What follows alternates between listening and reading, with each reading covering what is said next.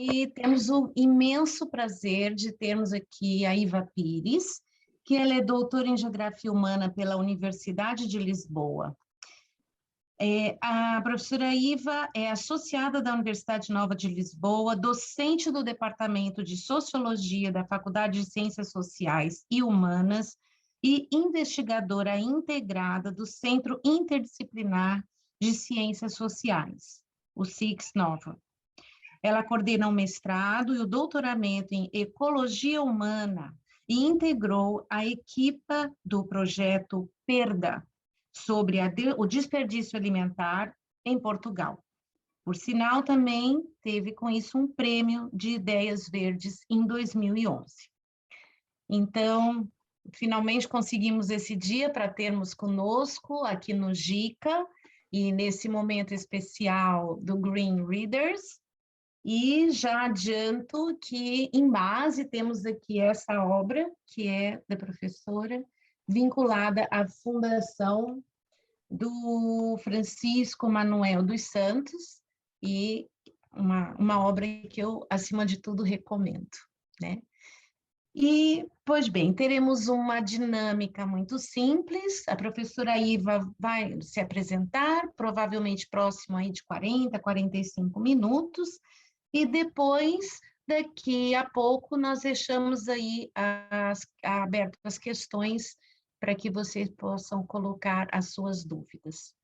Professora Iva, por favor.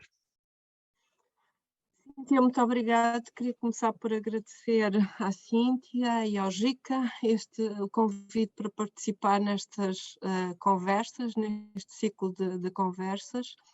E o tema que eu vou tratar é o do desperdício. Como disse a Cíntia, já trabalho neste tema há mais de 10 anos, desde 2010, mais ou menos.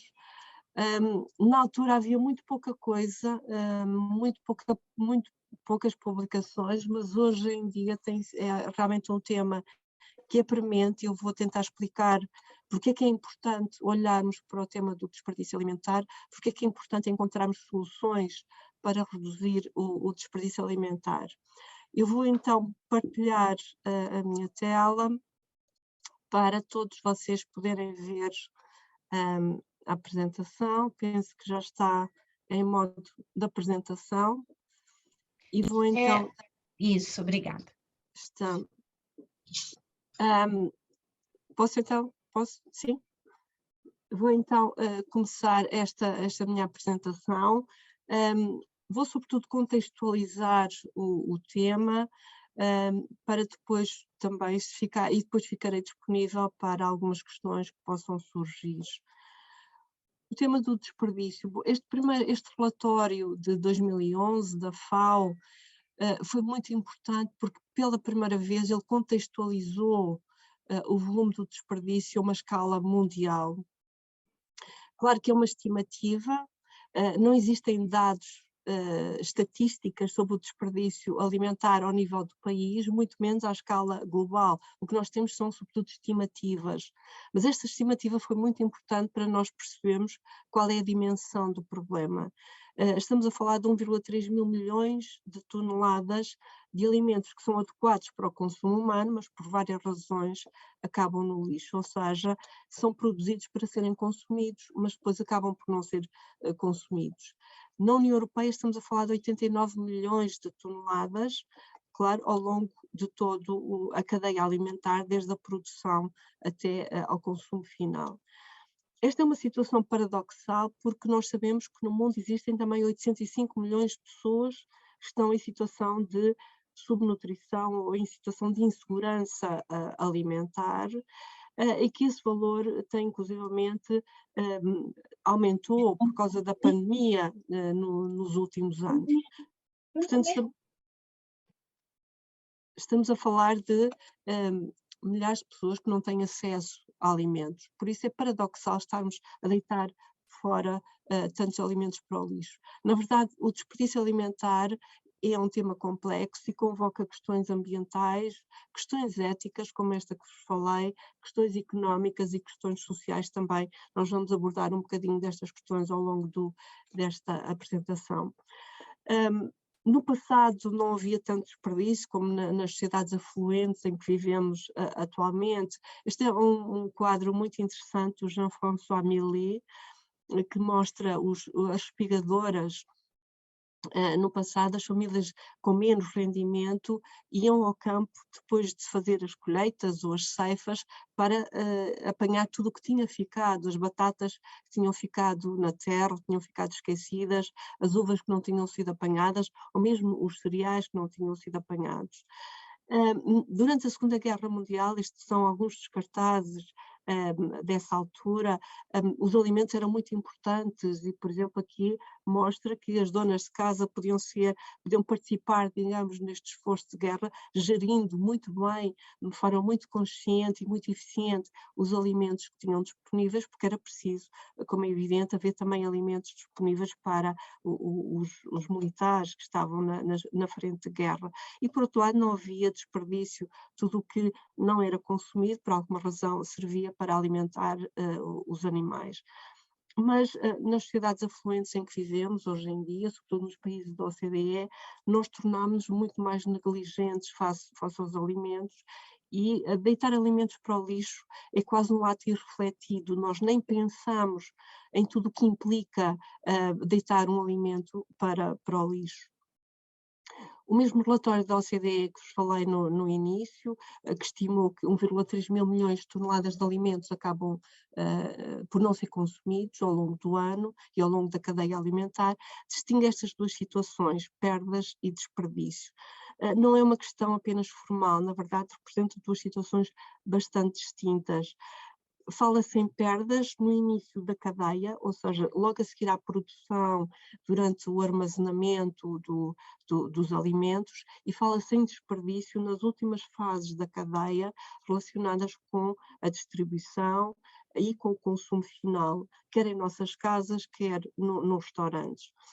Porque é que é importante distinguir? Na verdade, se nós, de uma forma rigorosa, nós devíamos falar sempre em perdas e desperdício alimentar.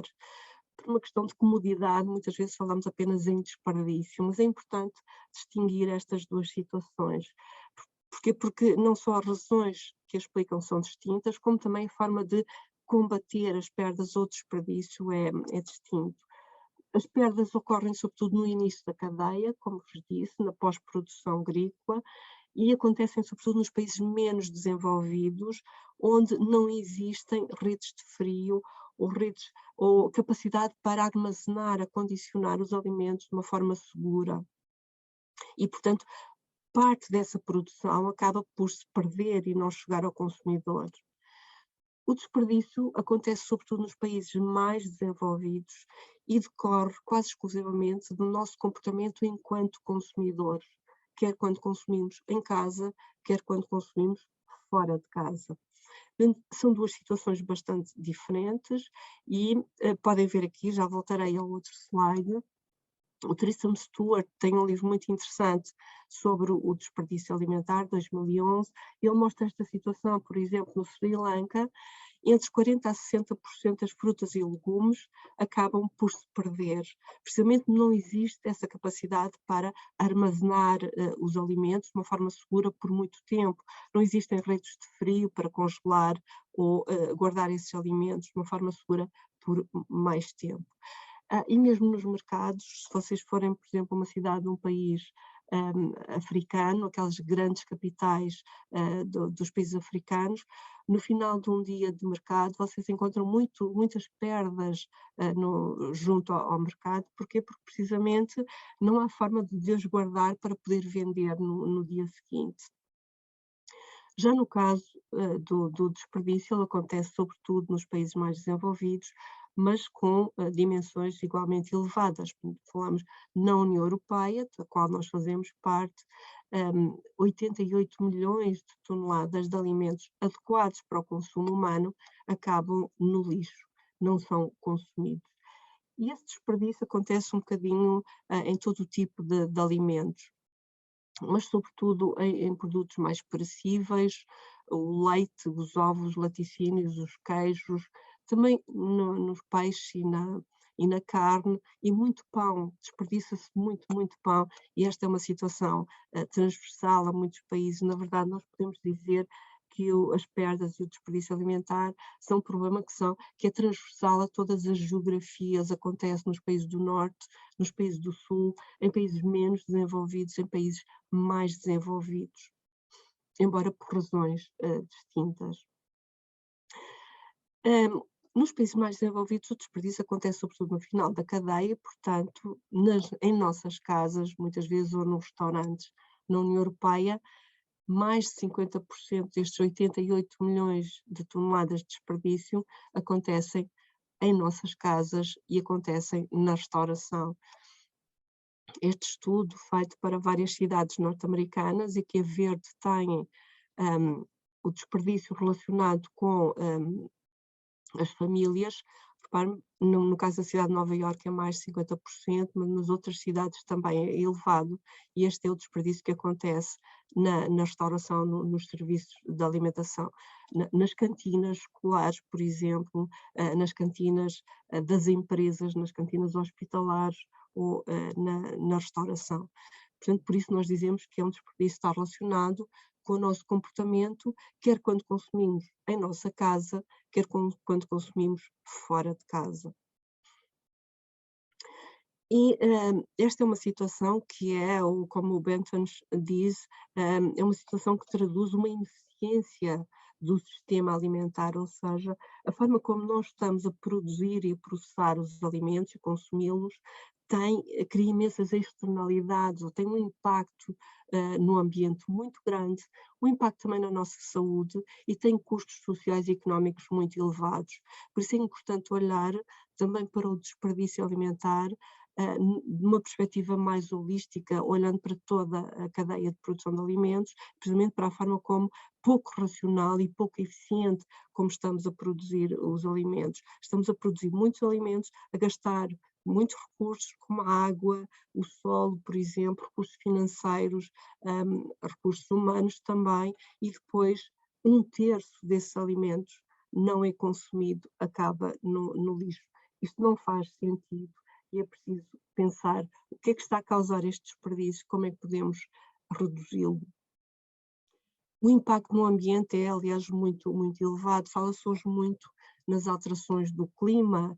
As alterações climáticas são um desafio societal para o qual vamos ter que encontrar soluções e são prementes neste século, como seguramente ouviram falar por causa da COP em Glasgow, que aconteceu muito recentemente.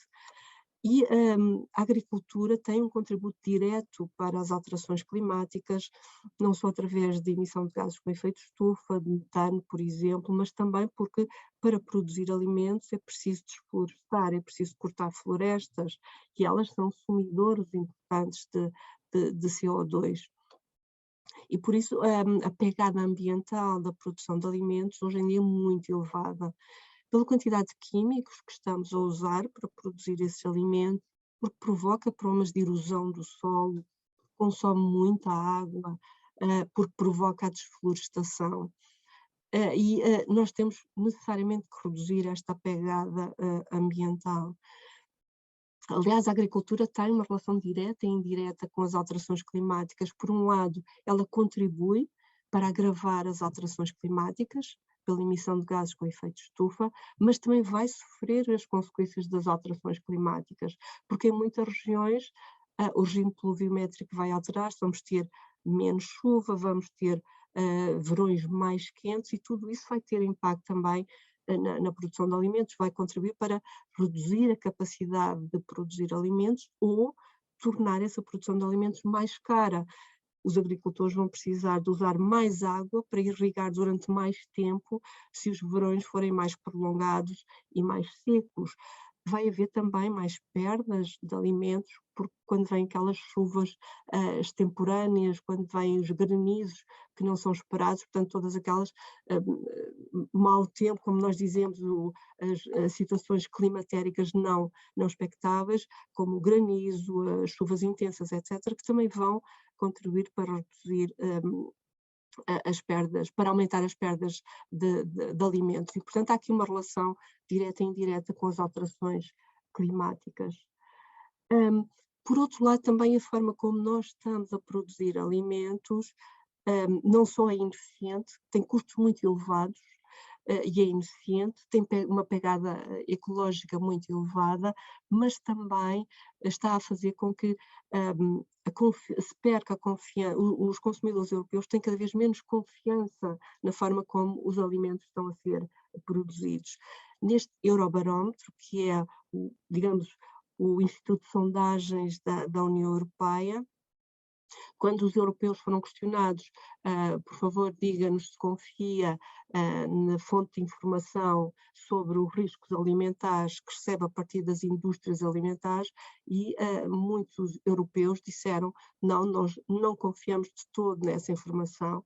Os consumidores têm essa noção de que os alimentos são cada vez mais processados, que têm cada vez mais produtos químicos, quer no momento da sua produção, quer no momento em que são processados, portanto, e transformados, e isso significa que eles têm cada vez menos confiança nos alimentos que consomem.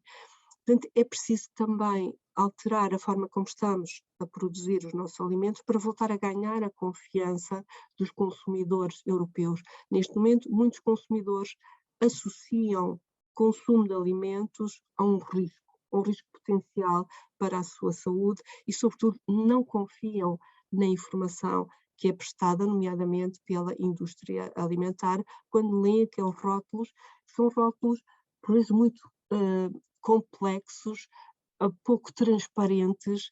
Nós vemos uma quantidade enorme é 305, é 406, é 505, mas na verdade não temos capacidade para ler, não sabemos interpretar esses rótulos e, portanto, há ainda muito a fazer nesta questão de comunicar o que é o alimento, o que é que contém, para que o consumidor possa fazer uma escolha mais informada.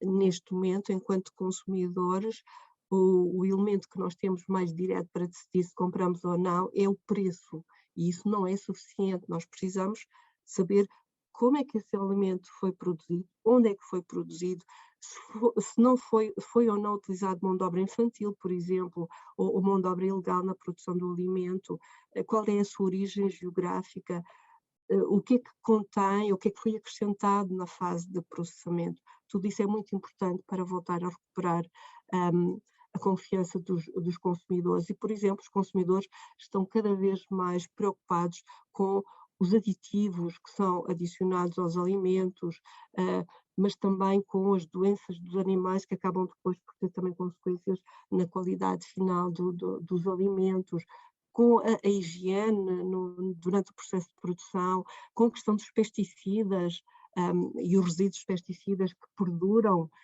nos alimentos até o momento em que eles chegam à fase final de consumo. E é importante também situar o tema do desperdício nestes dois grandes desafios no sistema global de produção de alimentos. Esses dois desafios são, por um lado, a sustentabilidade, por outro lado, o aumento da procura. Nós sabemos que a população mundial vai continuar a crescer até meados deste século, podemos chegar aos 9 mil milhões ou um pouco mais até 2050. Atualmente somos um pouco mais de 7 mil milhões, portanto vamos acrescentar mais 2 mil milhões de seres humanos no planeta até meados do século. Essa população vai ser essencialmente urbana, mais de 75% da população viverá em cidades e, portanto, vai depender, no fundo, do sistema global de produção alimentar para lhes fazer chegar os alimentos que precisam. Nós sabemos que o número de pessoas em situação de insegurança alimentar tem vindo a crescer e, portanto, é necessário aumentar a produção de alimentos para fazer face ao aumento da procura expectável até meados deste século. No entanto, há um outro desafio paralelo, que é o da sustentabilidade, mas nós temos que aumentar a produção, mas de uma forma diferente. Temos que produzir de forma diferente. Por causa das alterações climáticas, como vimos, como diz a Tara Garnett neste relatório interessante, nós estamos a cozinhar a tempestade perfeita. pela forma como estamos a produzir atualmente os nossos alimentos e pelo impacto que esse sistema de produção tem nas alterações climáticas, para os quais a agricultura contribui com 30% dos gases com efeito de estufa. E, portanto, dois desafios muito importantes: aumentar a produção, sim, mas de forma diferente do que estamos a fazer agora. E temos que aumentar a produção precisamente porque para suprir este gap, ou seja, está relacionado com o número com o aumento da procura nas próximas décadas. A questão aqui é também, e a maior parte dos relatórios da FAO acentua sempre a tónica da necessidade de aumentar a produção, por exemplo, em 70% até 2050. Vamos precisar assim de tantos alimentos para uma população que vai crescer, não vai crescer 70% até 2050. O problema é que para nós podermos consumir carne, e esta é a curva expectável de crescimento da população, a curva expectável de crescimento da produção necessária para alimentar esta população. O problema é que para nós podermos consumir carne é necessário aumentar muito mais a produção de cereais para alimentar o gado, para nós depois podermos consumir essa carne. Diretamente nós não consumimos tantos cereais assim, consumimos sobretudo indiretamente. A maior parte da soja que está a ser produzida é produzida para alimentar o gado e por isso esta estimativa de que é necessário aumentar muito a produção de alimentos para, no fundo, alimentar esta população até 2000, até meados do século. Mas a questão aqui é também, mas se nós continuarmos a aumentar a produção, se o nosso sistema é ineficiente, se um terço dessa produção acaba no lixo, porque é que reduzir o desperdício não pode ser também uma solução para este aumento da população? E, na verdade, é importante percebermos que não existe apenas uma única solução e, sobretudo, a solução não pode ser exclusivamente continuar a aumentar a produção, porque sempre que estamos a aumentar a produção, estamos também a desperdiçar um terço dessa produção. E eu penso que compreendem este contexto. Se conseguirmos reduzir o desperdício, por exemplo, em metade, em 50%, nós vamos ter mais alimentos disponíveis para alimentar esta população que está em crescimento, sem ter que necessariamente e apenas fazer crescer a produção de alimentos. No entanto, o que nós vemos atualmente é que o desperdício não tem parado de crescer nas últimas décadas. Os volumes de desperdício têm continuado sempre a aumentar. O que é que explica que, apesar de já haver muita informação, como vos disse, quando eu comecei a tratar o tema em 2010, quase não havia informação, havia muito poucas publicações científicas, muito poucos livros, quase ninguém falava do tema do desperdício. Hoje em dia é um tema que já é amplamente discutido a todas as escalas geográficas, desde as Nações Unidas, a OCDE, a União Europeia, ao nível dos países, das cidades, por exemplo, fala-se cada vez mais do tema do desperdício. No entanto, continuamos a deitar muitos alimentos para o lixo. O que é que explica este desperdício alimentar? Há causas muito diferentes, na verdade uma revisão da literatura sobre estes temas mostra, por um lado, como vos disse, o tema é transversal a muitas geografias, a todas as geografias, acontece nos países do Norte, do Sul, em países mais ou menos desenvolvidos. É um tema que é bastante complexo e, sobretudo, quando pensamos nesta fase final da cadeia, portanto estamos sobretudo a falar no nosso comportamento enquanto consumidores, o desperdício acontece ou resulta da interação entre múltiplos comportamentos que ocorrem em todos os momentos de interação com os alimentos. No momento em que planeamos ou não as compras, no momento em que estamos a decidir comprar ou não um alimento, no momento em que estamos a armazenar de forma correta ou incorreta aquele alimento, no momento em que estamos a cozinhar os alimentos e, por exemplo, deitamos partes dos alimentos que podem ser comestíveis, como os talos das couves, que podem ser usadas nas folhas, mas que muitas vezes deitamos fora, no momento em que consumimos, ou mesmo no momento da gestão das sobras, guardamos, não guardamos para o dia seguinte ou deitamos logo fora. E, portanto, em todos estes momentos de interação com os alimentos, existem oportunidades ou de evitar o desperdício, ou pelo contrário, de aumentar o desperdício alimentar. E são várias as causas, os nossos estilos de vida, horários de trabalho muito prolongados, significa que temos pouco tempo para planear as compras, compramos muita coisa ao mesmo tempo, fazemos as compras para o mês inteiro, ou de 15 em 15 dias, e quanto mais compramos, como é evidente, quanto maior quantidade de alimentos compramos, maior é a probabilidade de parte deles acabarem no lixo. Compramos muita fruta, 2 ou 3 quilos, acontece que sempre parte deles, uma pera, uma maçã, 2 laranjas, acabam por não se consumir, acabam por apodrecer e ir para o lixo. Cozinhamos demasiado, por vezes estes horários desencontrados na família, em que já nem todos estamos à mesa ao mesmo tempo, faz com que parte dos alimentos sejam guardados para um membro da família, que acaba por depois não vir e muitas vezes acaba no lixo.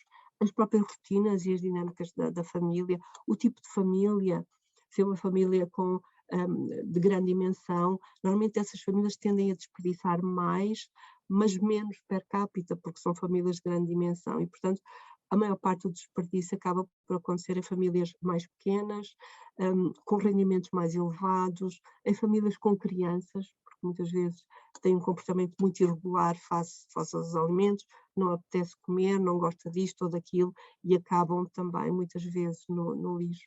Porque compramos muito, como vimos também, mas também muitas vezes porque falta aquilo que nós chamamos a literacia alimentar, já perdemos essas competências de saber lidar com os alimentos, como é que devemos armazenar, acondicionar da melhor forma os alimentos, uma alface, a fruta, etc. Como é que devemos mobilizá-los para usar todas as partes do alimento. Um outro aspecto que acontece também, um outro fator que também contribui para o aumento do desperdício nos países mais desenvolvidos são as questões estéticas. Acabou por se impor uma espécie de uma ditadura da estética em que nós, enquanto consumidores, só queremos a fruta muito bonita, os limões muito direitinhos, as cenouras direitas, as alfaces maiores, e toda aquela fruta que nós chamamos de fruta faia, fruta fora de calibre, maçãs demasiado grandes, batatas demasiado grandes, cenouras tortas, deixamos e não consumimos, portanto fica nas prateleiras dos supermercados e muitas vezes acaba também no lixo. E inquéritos feitos em muitas cidades, por exemplo, na cidade de Nova Iorque, mostrou que 64% dos inquiridos diz que se a fruta tiver uma mancha ou uma pinta ou não estiver bonita, já não compram aquela fruta ou aqueles legumes. E esta ditadura da estética acabou por ser, no fundo, um impacto perverso desta política da União Europeia de normalização da comercialização, ao qual depois os consumidores associaram esta normalização à qualidade dos alimentos. No entanto, isto não tem nada a ver com a qualidade. Uma maçã mais pequena tem os mesmos nutrientes que uma maçã maior, ou uma maçã feia ou uma pera feia, não significa que a sua qualidade seja menor. No entanto, como digo, acabou por se impor esta ditadura da estética e os consumidores são aqui responsáveis por uma boa parte do desperdício nos países mais desenvolvidos, precisamente porque são muito criteriosos em termos estéticos na seleção das frutas e legumes quando vão comprá-los.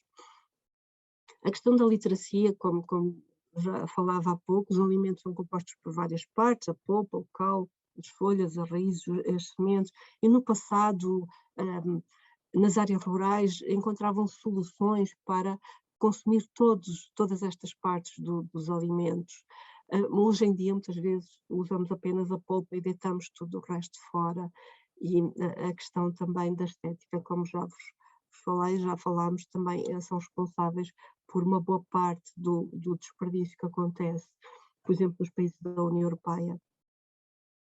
Um outro fator está relacionado com esta confusão da rotulagem, consumir até, ou consumir de preferência antes de, na dúvida, consumidores deitam os produtos para o lixo logo na primeira data, apesar de, em muitos casos, ser possível continuar a consumir, mesmo depois desta data, consumir de preferência até, significa apenas que os alimentos estão nas suas melhores condições até essa data, mas é apenas consumir de preferência até.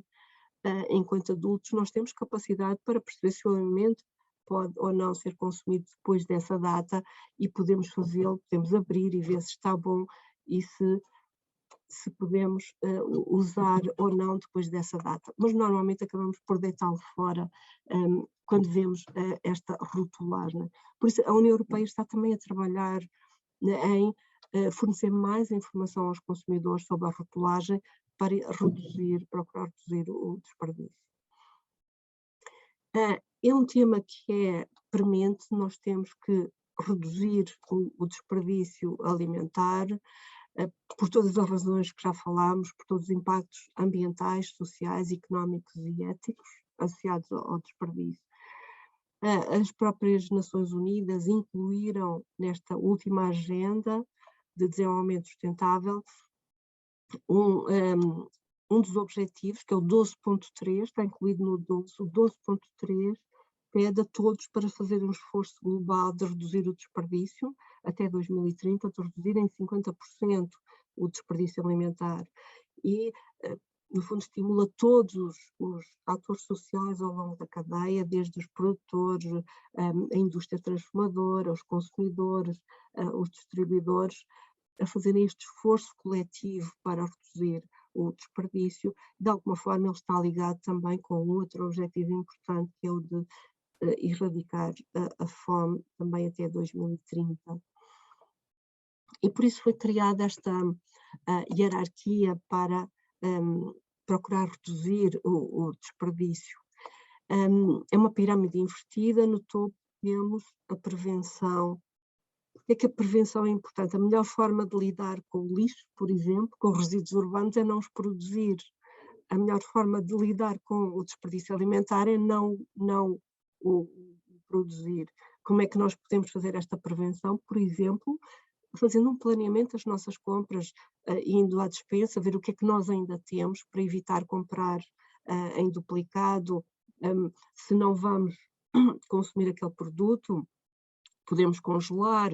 Se a fruta está muito madura, podemos fazer batidos, por exemplo, ou fazer sumos. Esses sumos até podem também ser congelados para consumir mais tarde. E, portanto, nós podemos ter aqui um papel muito ativo enquanto consumidores na prevenção. Se mesmo assim o desperdício acontecer, o que é que nós podemos? Por exemplo, doar o que está em excesso. A doação é considerada uma boa prática no sentido em que nós estamos a doar alimentos que podem depois ser utilizados por famílias que estão em situação de insegurança alimentar, e, portanto, tudo o que não foi vendido no restaurante, mas que ficou na cozinha, como é evidente, não é aquilo que já é servido. Quando nós estamos a falar de doação, estamos a falar naqueles alimentos que estão na cozinha, nunca foram servidos. Estamos a falar naqueles alimentos que estão nas prateleiras dos supermercados, estão próximo da data de validade.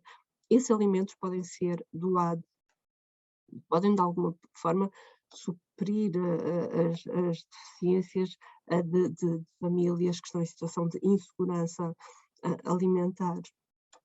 Ou, se já não estão adequados para o consumo humano, podemos usá-los para a alimentação animal. A compostagem é também ainda considerada uma boa prática.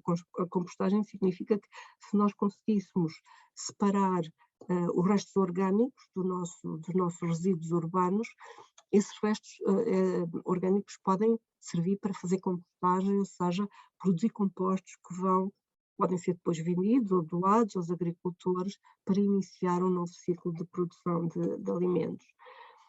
Podemos também produzir energia a partir destes resíduos orgânicos. A última situação, a pior de todas, aquela que deve ser evitada, é mesmo esses resíduos orgânicos irem para os aterros.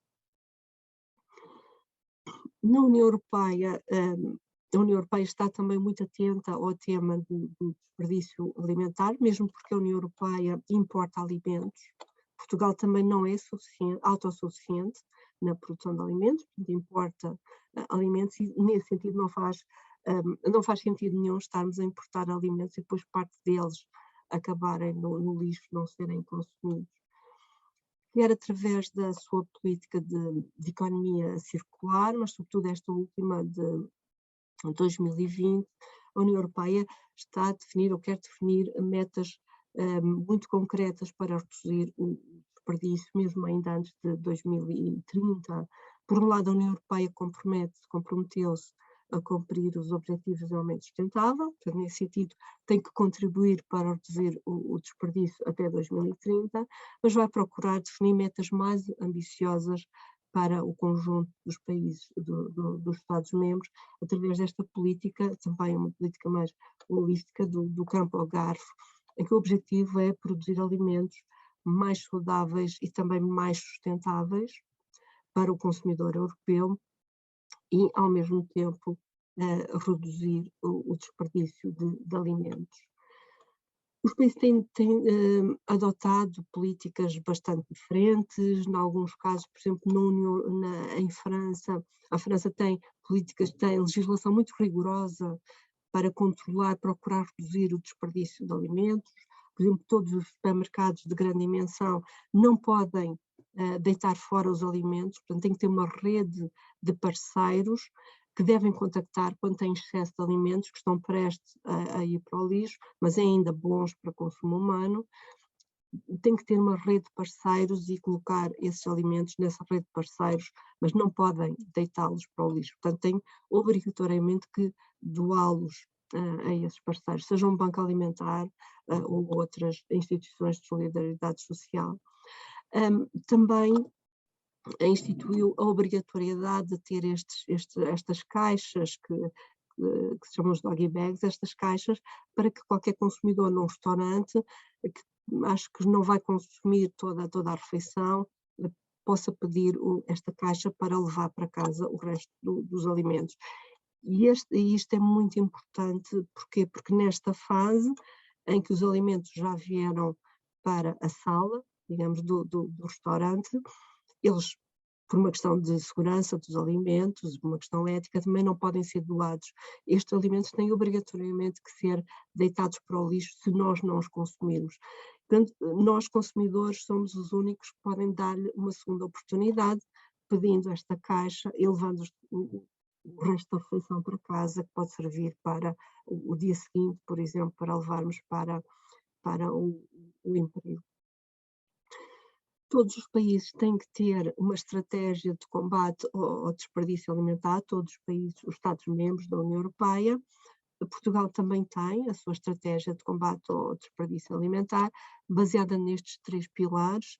Primeiro é importante prevenir, reduzir, mas é também importante monitorizar.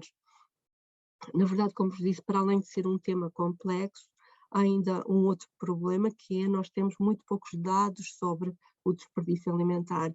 Em Portugal nós não sabemos quanto é que as famílias estão a deitar para o lixo em termos de alimentos, quantos alimentos ficam no campo que não são apanhados ou que não são vendidos porque são tortos, são fora de tamanho, são os tais frutas feias, por exemplo. Quantos alimentos acabam no lixo porque passam o prazo de validade e não foram doados.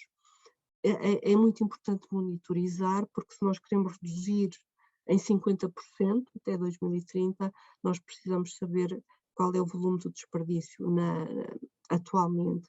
Existem estimativas, mas existem ainda muito poucos estudos nos quais se envolvem cada um destes atores sociais, por exemplo, as famílias, para perceber realmente qual é o volume real do desperdício alimentar. Por isso este pilar é também muito importante. Em Portugal há também já boas práticas de combate ao desperdício alimentar. Na verdade, a sociedade civil organizou-se muito rapidamente para encontrar soluções para reduzir o desperdício alimentar.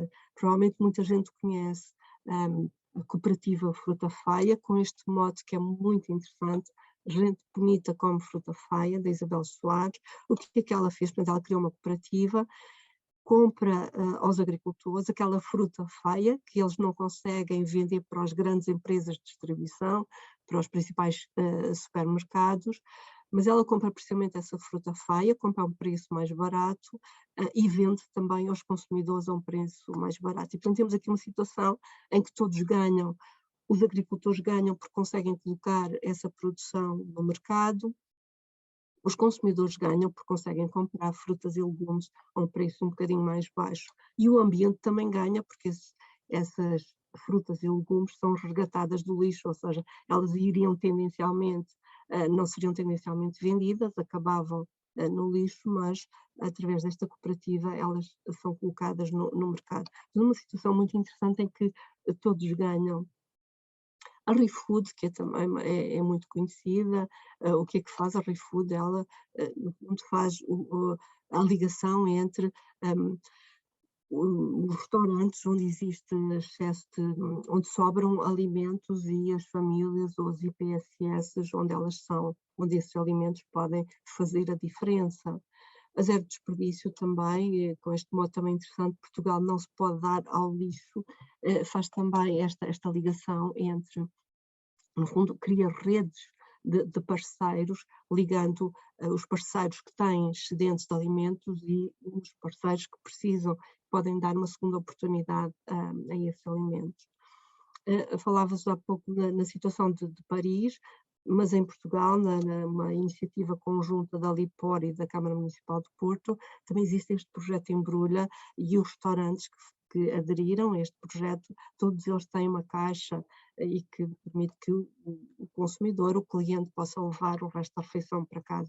E reparem, só em 2018 evitaram deitar para o lixo 12,7 toneladas de alimentos. Uma outra iniciativa, o Good After, é um supermercado que vende produtos que estão próximo da data de validade, em alguns casos mesmo depois da data de validade, mas que não têm impacto nenhum, por exemplo, no caso dos shampoos ou outros produtos, e vendem um preço mais baixo. E, portanto, mais uma vez, aqui também o consumidor pode entrar no supermercado online, ver os produtos que têm disponíveis e comprá-los, e isso também evita que eles acabem no lixo. Bom, esta é a apresentação, espero não ter falado muito rapidamente, mas também não queria demorar muito com a apresentação. Iva, muito obrigada, sem palavras. São tantos temas, tantos pontos, tantas questões que cada uma delas era possível em termos um encontro para isso, não é verdade? Sim, Realmente é é uma verdade. problemática extremamente ampla. E só temos a agradecer a sua dedicação a um tema que é extremamente emergente, necessário, e que a gente espera que as pessoas tomem mais consciência dia a dia. Olha, nós até então não temos explícito nenhuma questão no chat, mas com certeza devem ter pessoas com interesse de participar, de questionar. A gente tem uma plateia ali muito boa na sala de aula da professora Anabela, que devem ter pessoas curiosas. Eu, pelo menos, eu tenho aqui muitas questões. E eu não sei se a professora Paula Mascarenhas, bem-vinda, professora, não há problema nenhum, chegou em tempo, não há problema. E Anabela tem interesse de... Olá. Eu tenho perguntas. Muito bem. Força, professora. Olha, muito obrigada, Iva Pires. Nós já nos conhecemos do grupo de investigação já há uns anos. E muito obrigada. Tive muita pena de não ter assistido de início. Eu também fiz uma investigação com uma aluna e com o protocolo da Câmara Municipal de Vila Verde. Levei-a foi um desafio lá, que nesse ano, em 2017, fizessem o desperdício zero, não é? E realmente o que nós fizemos de levantamento, sobretudo na produção, portanto, os pequenos agricultores familiares, não se pode falar bem de desperdício, mas sim, a fruta não é apanhada, A fruta não é apanhada por falta de mão de obra. Ou seja, a população está muito envelhecida e eu até tinha pensado num grupo de voluntariado dos estudantes de Sociologia para irem a ajudar na apanha estas pessoas e promovido também com a Câmara. Mas o projeto ficou um bocadinho parado, não houve seguimento, porque os alunos também não o escolheram. Bem, espero que escolham, porque é um tema muitíssimo interessante. Esta fase da agricultura familiar, sobretudo no envelhecimento dos membros da família e dos filhos irem para a cidade, não é? Fora da região mais rural, tem levado a que fique portanto, tem levado a que fique muita coisa nas árvores. Agora, a minha interrogação é esta: será que poderemos falar de desperdício? Porque esses produtos vão para a terra, servem de adubo. Poderemos falar, neste caso, de uma parte é desperdício, não é? Teoricamente é desperdício, porque não vai para a alimentação humana e é produzido ou para animal, alguns deles vão para animal, para o gado de capoeira, mas poderemos estar, no caso da agricultura familiar, falar de desperdício, que teoricamente como é que poderemos chamar a esta forma que meia desperdício e não desperdício porque vai fertilizar a terra? Obrigada. Sim, na verdade, tecnicamente vamos chamar perda, porque acontece no início, é uma distinção entre as perdas e o desperdício.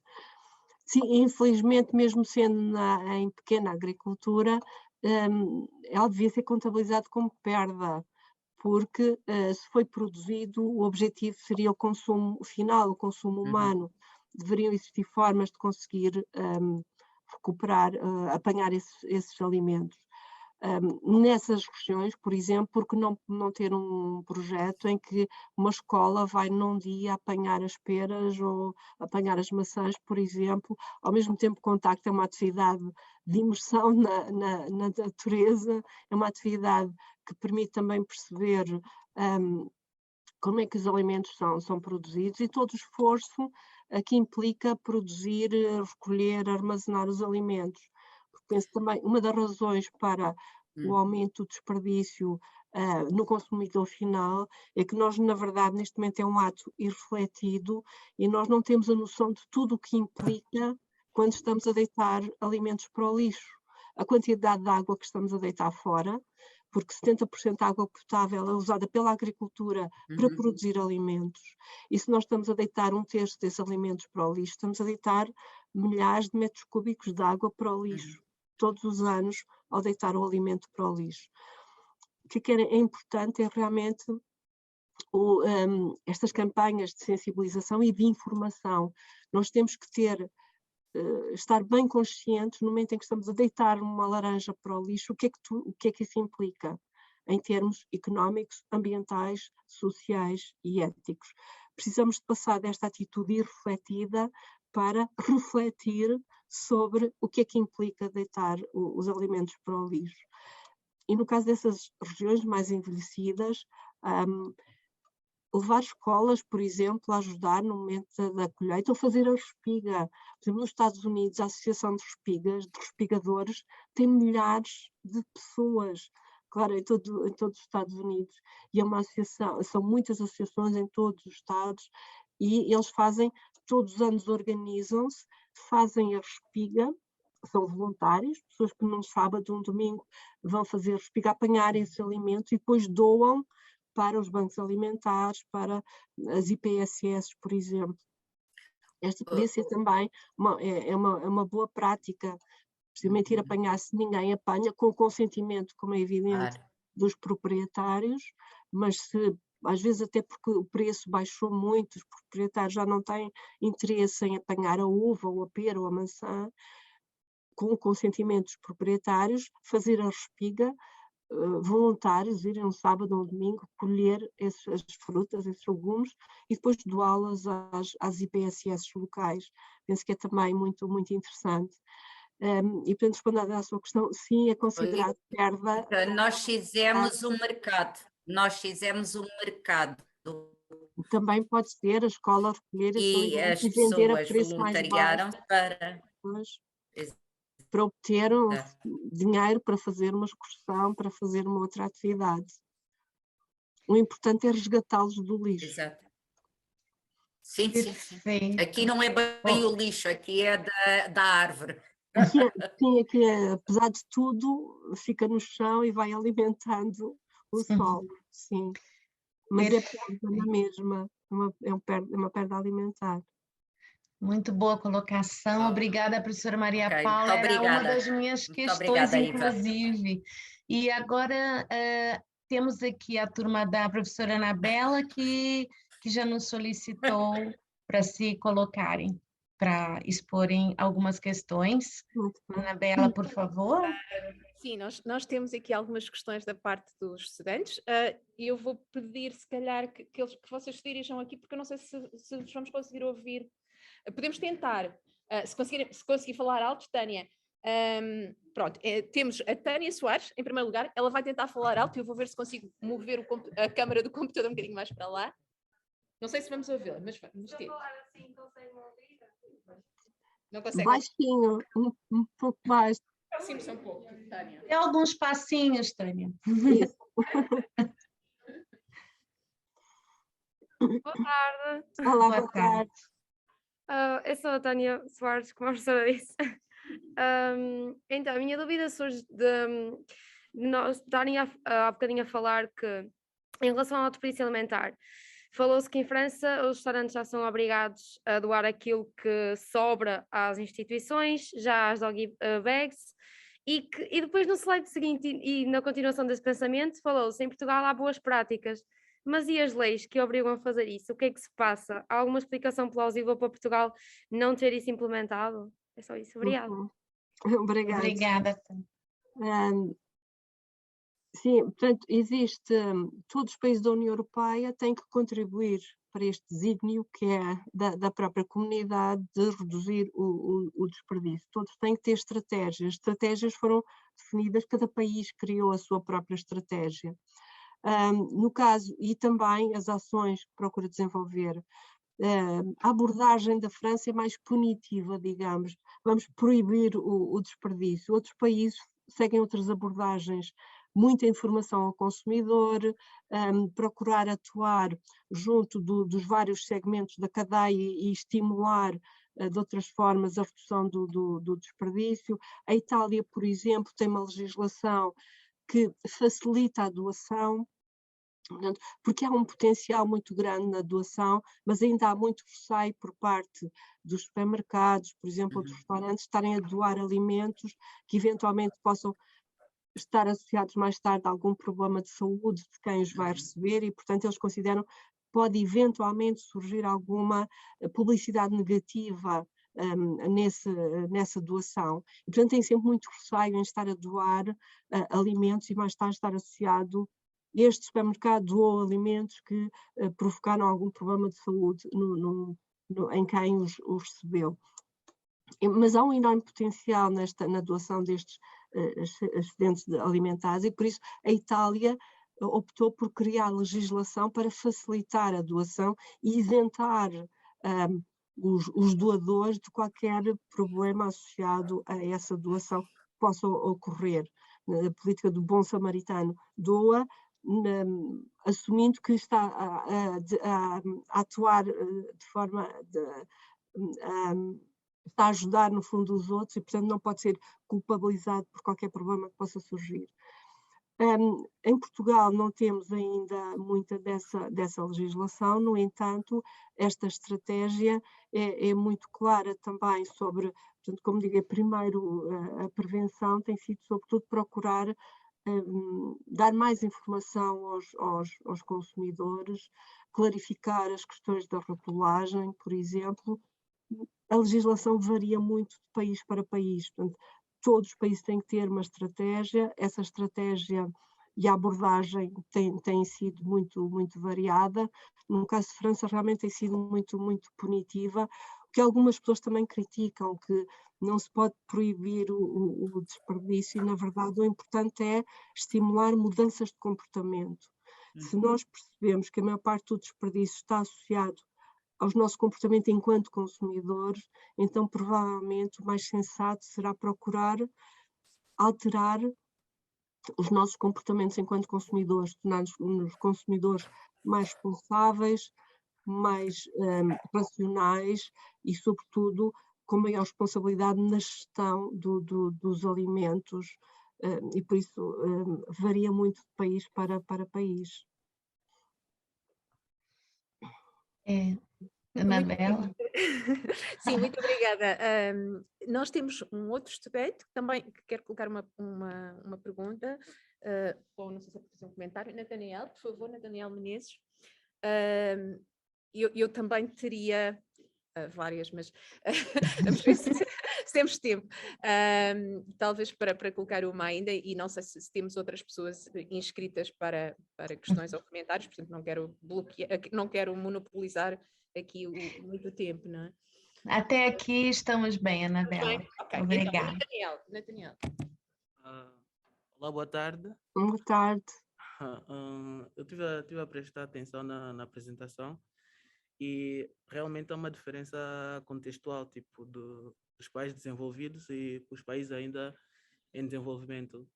O trabalho, pelo que eu percebi, pautou muito pelas estratégias e pelas políticas dos países em desenvolvimento, e eu não vi muita referência aos países que ainda não se desenvolveram tanto, que é um contexto que eu se calhar estou mais inserido, e que a apresentação estabeleceu também 2 parâmetros, como por exemplo da perda e do desperdício. Sim. Nos países africanos e no contexto dos países mais pobres até, o problema seria o da perda da produção, porque esses países, se calhar, as pessoas estão mais consciencializadas para o desperdício. Eu gostaria de ouvir casos ou opiniões ou de políticas que estão a ser adotadas ou que esses países pensam em adotar para a perda. Muito bem, muito obrigado. Sim, é verdade, no caso dos países menos desenvolvidos, muitas vezes, como os exemplos que eu dei no mercado, é que a janela temporal que tem para vender uma fruta é muito reduzida, por causa, por exemplo, das temperaturas muito elevadas, pelo facto de o mercado não ter frigoríficos para conservar os alimentos para os vender no dia seguinte. Portanto, realmente a janela temporal para vender aquele produto é muito pequena. Para vender um peixe fresco é muito pequena também. Se não vendem naquelas horas, por exemplo, o produto estraga-se e acaba no lixo. Por isso, as políticas, eu não conheço muitas políticas destes países, tenho trabalhado mais sobre os países mais desenvolvidos, mas o que há a fazer nestes países é precisamente criar essa rede de frio, essa rede de armazenagem. Muitas vezes não é fácil. Um elemento importante como existir ou não existir eletricidade pode determinar a capacidade de ter ou não essas arcas frigoríficas, por exemplo, para conservar os alimentos para o dia seguinte. E em muitas regiões mais remotas da África não existe acesso à energia elétrica, não existem estas formas de armazenar e acondicionar os produtos. Muitas vezes armazenam-se ao ar livre, sujeitos ao sol, à chuva, ao vento, aos insetos, por exemplo, que acabam por destruir parte dessa produção. O que há a fazer é muito claro, embora, como digo, não conheço muito das políticas dos países menos desenvolvidos. O que há a fazer é mesmo criar melhorar a capacidade de armazenagem desses alimentos. Muitos estudos mostram, o estudo do Tristan Stewart mostra que a produção de alimentos que existe neste momento em África é suficiente para alimentar a população africana. O problema é que 20, 30, 40, 50% perdem-se logo na pós-produção, mesmo durante a produção, com pragas que afetam a produção agrícola.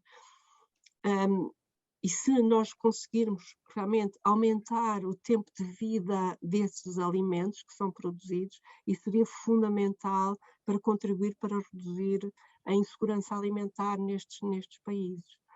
mas políticas concretas não conheço, não tenho lido muito, também não há muito publicado sobre estes países menos desenvolvidos, sobre as suas estratégias, mas seguramente, mas este é o caminho, porque também os estudos mostram, quando os alimentos são comprados pelas famílias, o desperdício é muito reduzido, as famílias são muito eficientes na mobilização desses alimentos que compram.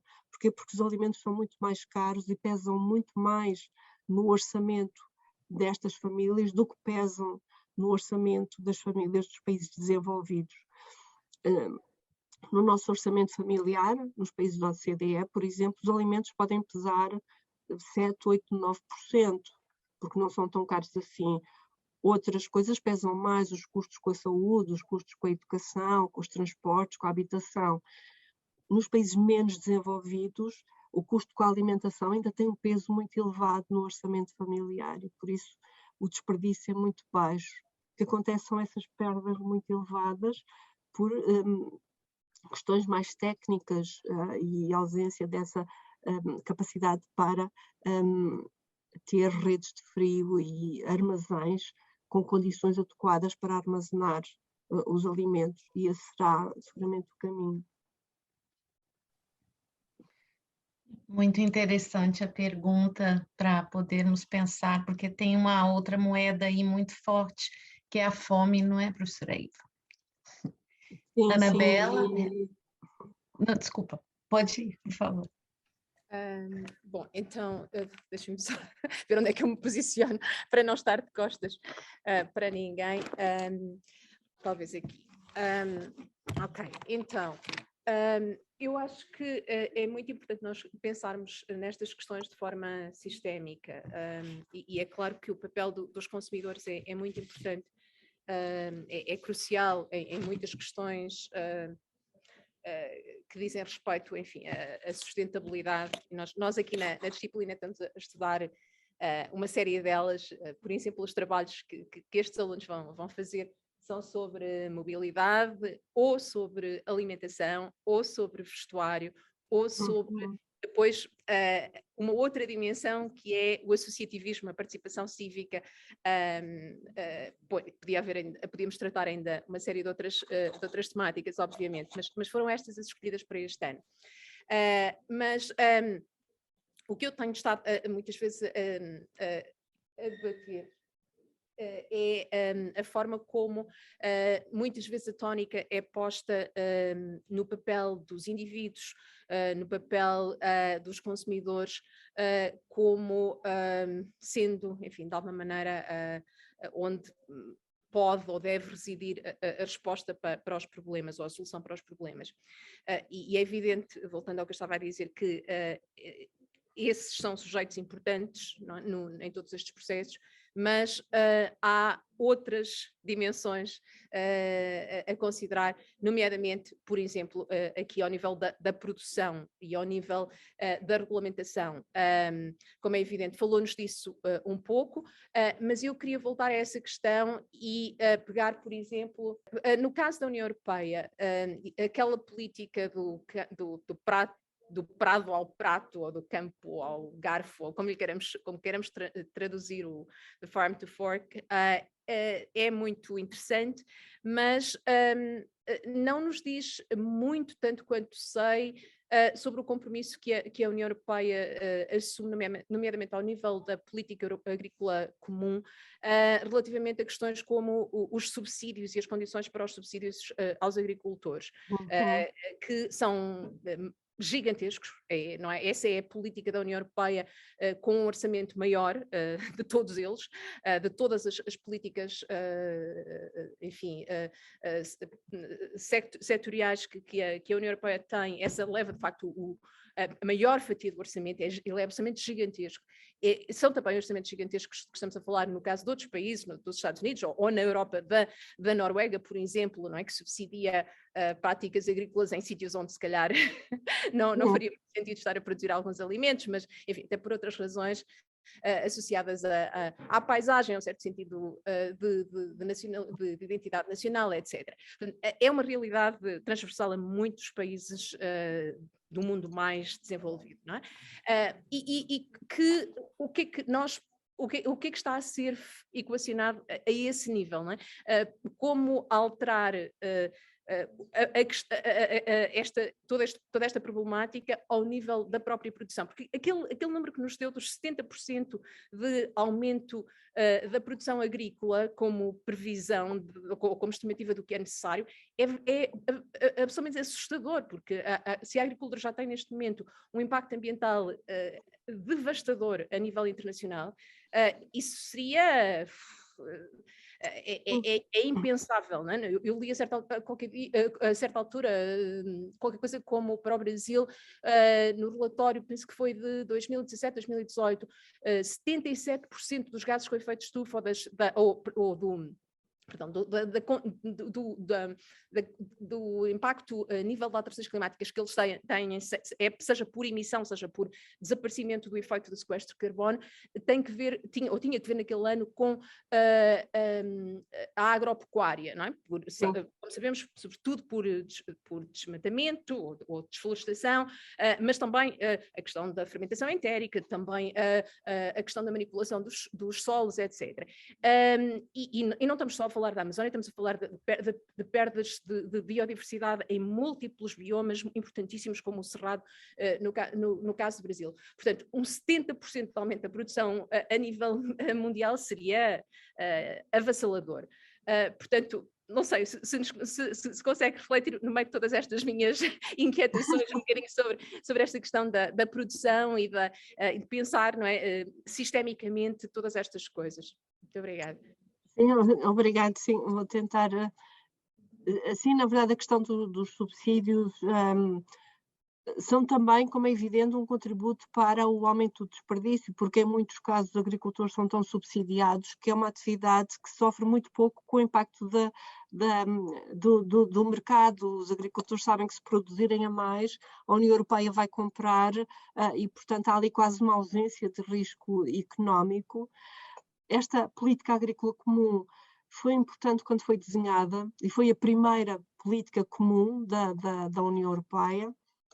Estávamos numa situação tinha terminado a Segunda Guerra Mundial, a população europeia estava a crescer, havia o trauma do período da guerra, de escassez de alimentos, e portanto era preciso estimular muito rapidamente a produção de alimentos. E por isso foi uma política muito generosa para os agricultores e que eles aproveitaram muito bem. Na verdade, em muitos casos, na Alemanha, na Holanda, em França, criou-se uma classe média de agricultores que souberam tirar muito bem partido desses subsídios para produzir. Mas este tipo de política já não faz sentido hoje em dia, por um lado, porque já não há escassez de alimentos, a população não está a crescer, a população da União Europeia está a envelhecer, está a estabilizar ou mesmo a decrescer em alguns países. Por isso, a União Europeia, de alguma forma, já está a reorientar a política agrícola comum da quantidade para a qualidade. Se no início, na primeira fase, o objetivo era produzir muito, subsídios para produzir muito, neste momento está mais orientada para a qualidade do produto. E porquê? Também pela tal necessidade de voltar a recuperar a confiança dos consumidores europeus. Muitos consumidores europeus deixaram de comer carne vermelha, muitos consumidores europeus deixaram de comer produtos aos quais foram associados alguns problemas em termos de contaminação, enfim. E por isso a qualidade. E já está a subsidiar, não tanto agora as grandes explorações, pelo contrário, gradualmente elas vão perder o acesso a esses subsídios, mesmo porque, como disse, estava a tornar-se incomportável. A maior parte do orçamento da União Europeia estava orientado para a política agrícola comum. Também não faz sentido quando há tantas outras políticas em que é preciso investir a formação, o desenvolvimento regional, políticas de maior equidade, a sociedade da informação, etc. Dessas grandes empresas agrícolas, gradualmente vão perder o acesso aos subsídios, mas ainda os têm. E os subsídios agora estarão mais orientados para a pequena agricultura familiar, para a produção orgânica, por exemplo, que vai no bom sentido. E as outras que vão perdendo gradualmente esses subsídios, vão começar a assumir mais riscos, eles próprios têm que assumir o risco da sobreprodução e tendencialmente irão reduzir o excesso de produção que acabava muitas vezes no lixo. Na União Europeia, gradualmente a produção irá adaptar-se, o volume de produção irá adaptar-se às exigências da população e não tenderá a ser uma sobreprodução como no passado.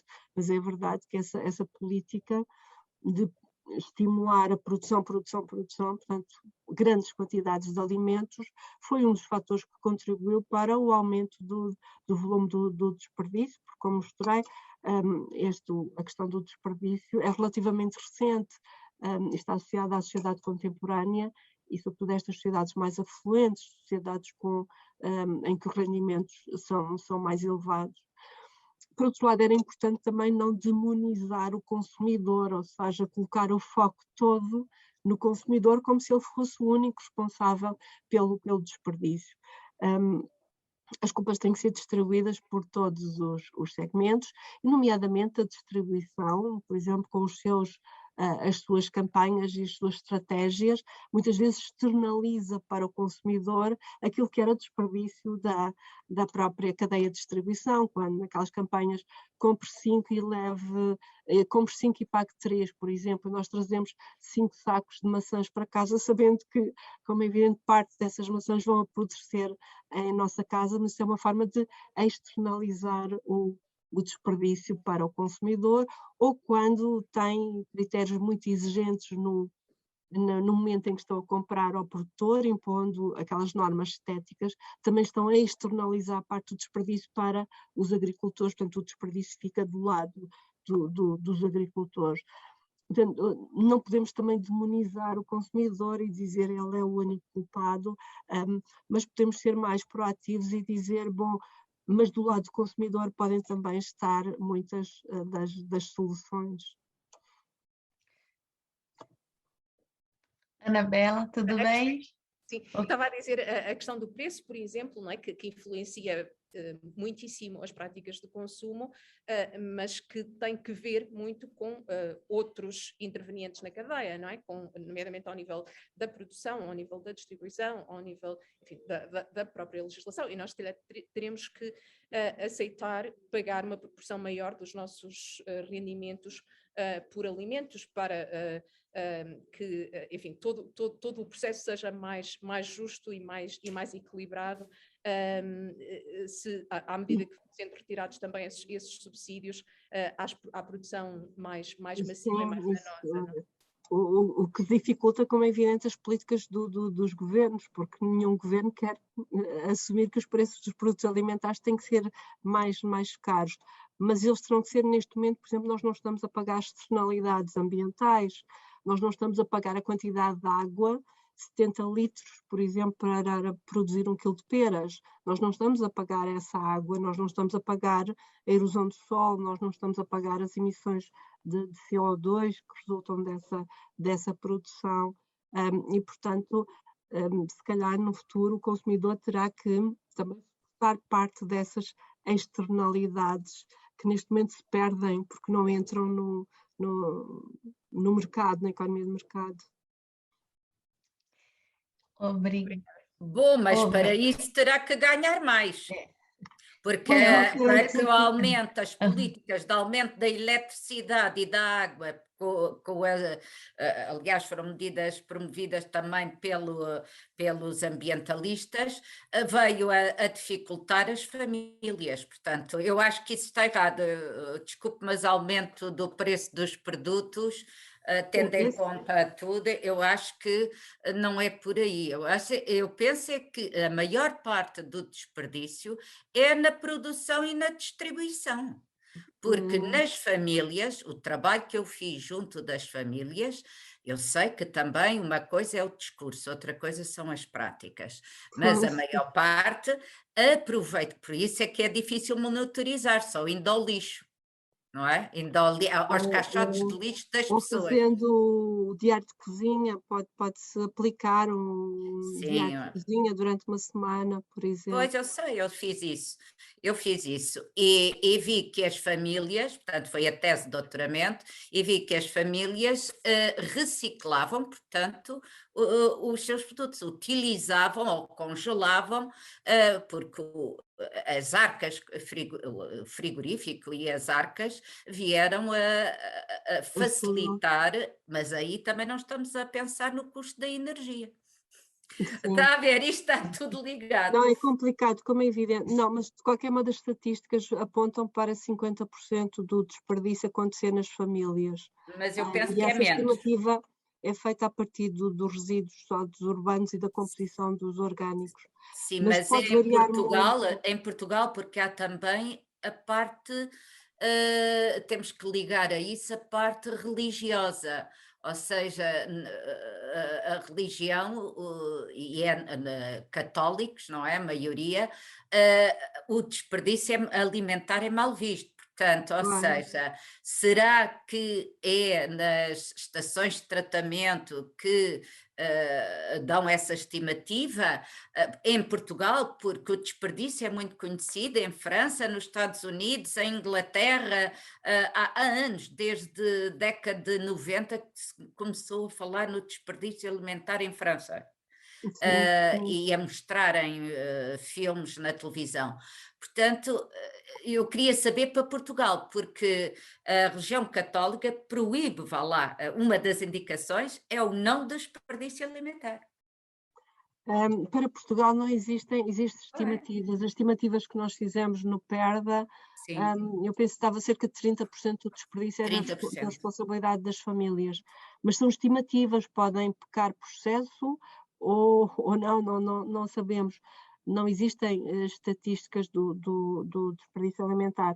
Nos países em que existe já um painel muito grande de famílias que são consultadas sobre o desperdício, como o caso de Inglaterra, por exemplo, através do RAP, mostra que as famílias realmente contribuem para um elevado volume do desperdício. O problema é quando, precisamente por existir um controle social, porque é mal visto, há muitas vezes um desfazamento entre a prática e a resposta. Exato. A maior parte, foi a nossa experiência no PERDA, a maior parte dos famílias diziam não desperdiçavam nada. Pois, dizem sempre que não. Mas ao final de meia hora de conversa, deitamos algum leite para o lixo, o pão às vezes vai para o lixo. Portanto, bastava depois demorar um bocadinho mais na entrevista e as pessoas acabavam por começar a perceber, precisamente é a questão de refletir. Nós não estamos habituados a refletir sobre o tema do desperdício e por isso quando somos questionados a primeira atitude é dizer não, mas depois se começarmos a refletir sobre isso percebemos que no nosso dia-a-dia, nas nossas práticas, acabamos por de alguma forma contribuir. Por mais que seja pouco, mesmo que seja pouco, uma laranja por dia, nós somos 4 milhões de famílias.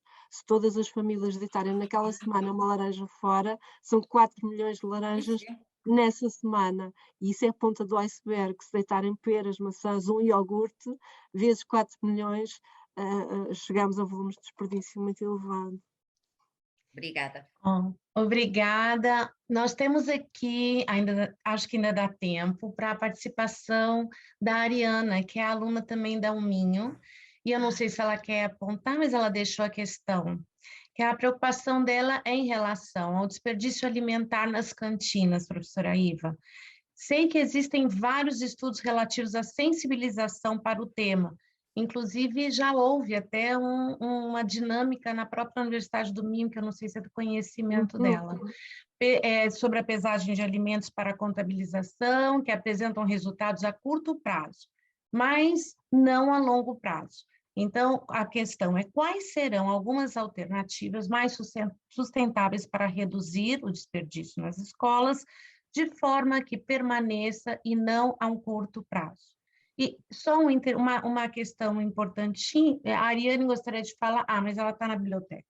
Então, eu vou aproveitar só um instante para avisar que por acaso, se tiver alguém presente que tem interesse de receber nossos e-mails com as os nossos programas, é só aqui nos mandar o e-mail para que a gente cadastre, ou então, claro, ficar de olho no Gica do Facebook, que lá a gente também está comunicando tudo antes que fique isso esquecido. Por favor, professora Iva. Obrigado pela questão. Na verdade, eu não tinha slide, mas depois acabei por não colocar. Não sabia que havia alunos presentes. Há muitos estudos sobre o desperdício nas cantinas e todos eles na Austrália, no Reino Unido, em França, Itália, nos Estados Unidos, mostram volumes de desperdício muito elevados. E eu penso que é até uma área muito interessante para trabalhar nas escolas, para trabalhar nas universidades, porque inclusivamente até podem ter um projeto para quantificar o desperdício, como aconteceu já no Porto e em Coimbra. Podem fazer um exercício local de contabilizar esse desperdício e começar a partir daí para depois refletir porque é que estamos a deitar alimentos para o lixo. Em alguns estudos, os alimentos acabam no lixo ou porque as porções são muito grandes ou porque pediu tudo o que tem direito, mas depois acabou por perceber que não vai consumir tudo e deita fora, ou porque entretanto não gostou do sabor. Eu penso que aqui tem que haver primeiro uma análise muito cuidada sobre as razões que justificam o desperdício. E provavelmente até pode ter que se atuar ao nível da própria cozinha, cozinhar menos quantidade, mas mais qualidade, cozinhar pratos mais atrativos, reduzir a própria dimensão dos pratos, eventualmente, de forma mais saudável e menos quantidade, pode ser uma forma de, a mais longo prazo, se reduzir o desperdício. Mas, mais uma vez, aqui temos também que mudar um pouco os nossos comportamentos face aos alimentos, e o nosso comportamento enquanto consumidores. Eu vejo também na cantina, na minha cantina, eu vejo os alunos a pedirem sempre, encha mais o prato, não, quero mais um bocadinho. E depois, quando são deixados os tabuleiros, eu vejo parte da refeição ficou lá. Mas ainda há muito esta atitude, estou a pagar uma refeição, quero ter tudo a que tenho direito.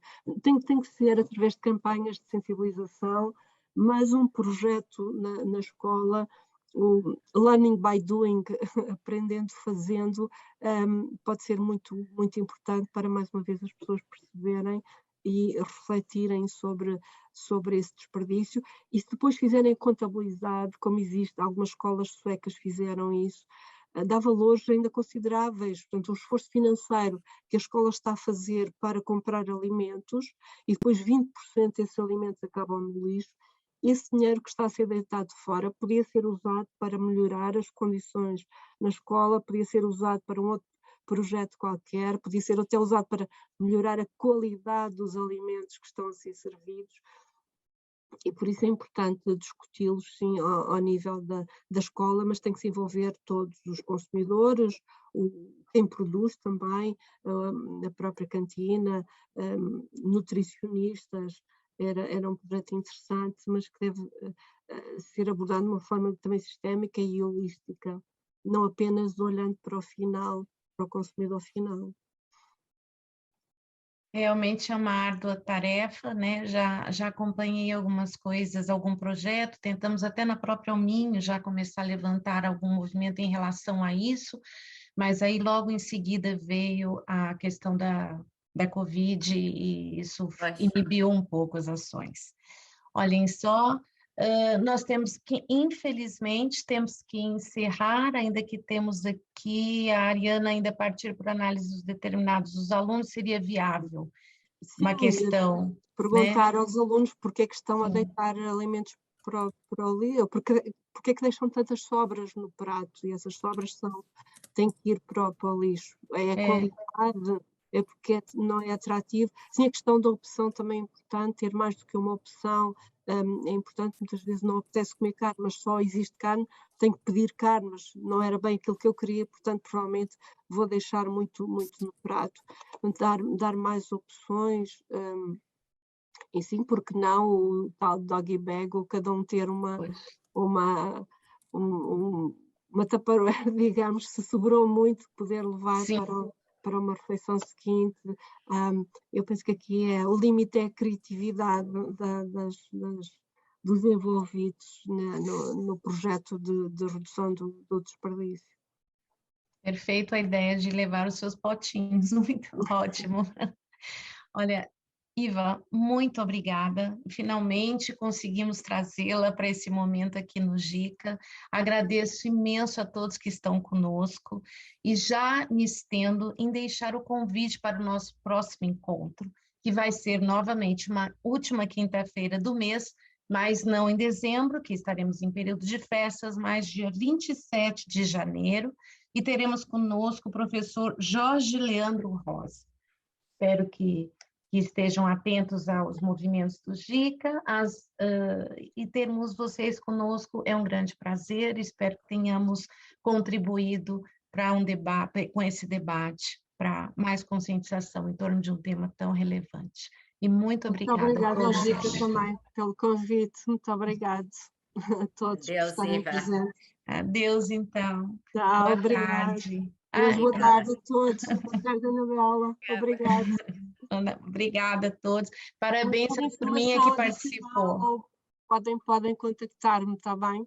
Tá ok, então. Fiquem à vontade, eu passo o contato. Tá bem, então, Iva. Obrigada. Obrigada. Boa tarde, então, a todos.